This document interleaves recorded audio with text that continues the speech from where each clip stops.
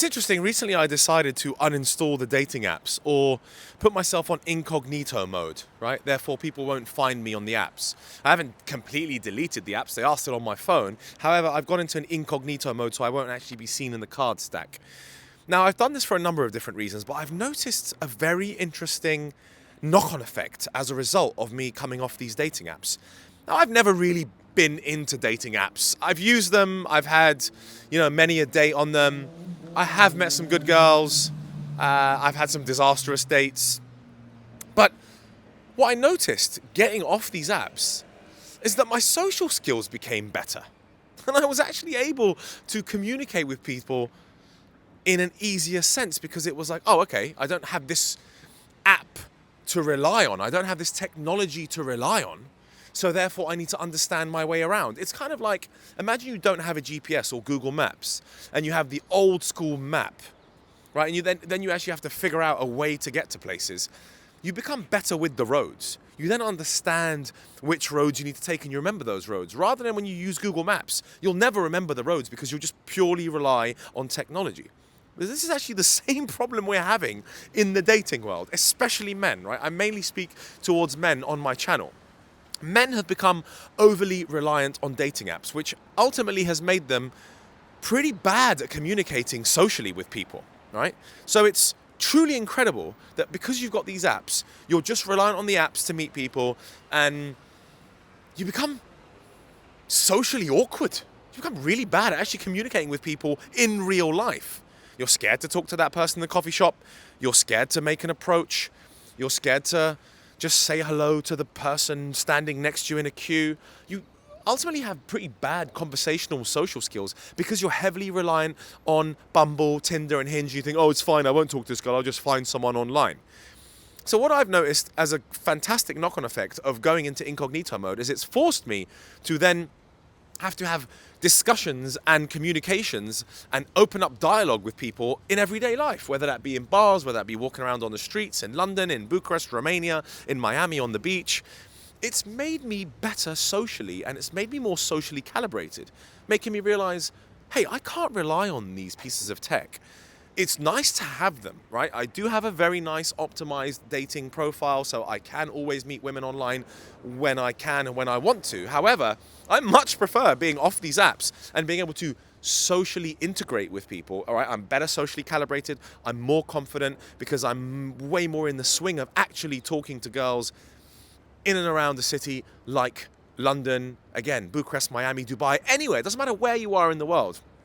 My social skills tend to increase when I'm not so heavily reliant on these pieces of technology that we've been given, which ultimately makes us lazy, right? If you think about all the tech that we've ever been given, Uber, Deliveroo, Uber Eats, everything turns up to your doorstep, right? Any app on your phone is designed to make your life more convenient. Okay? And I understand, that's great. Thank you for making our lives more convenient. But you have to see the negative knock-on effects that that's having on our lives. It's definitely making us less socially apt with people, right? We don't want to speak to strangers. It just feels weird now.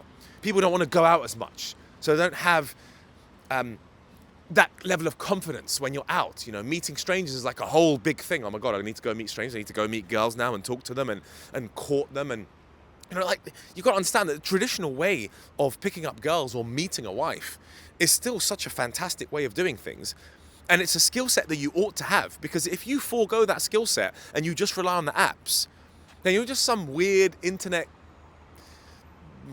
robot that just meets people online, doesn't really know how to communicate with them, and you'll notice that your communication will be way better on the dates that you have if you remove those dating apps and try to improve your social skills, right? Your communication on the date itself, if you meet people off dating apps, will be better if you remove the dating apps and meet people organically, because you're more confident to actually talk to people and to have everyday conversations.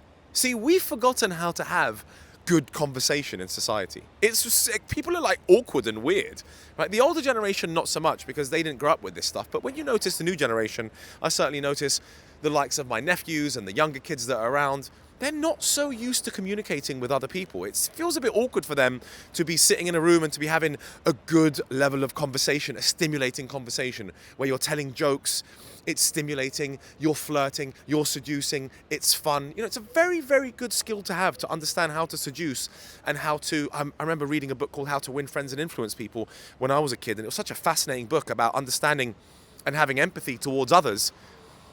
But we have veered so far away from that now. It's like it doesn't feel important for us to want to make an effort to meet people and to be good conversationalists.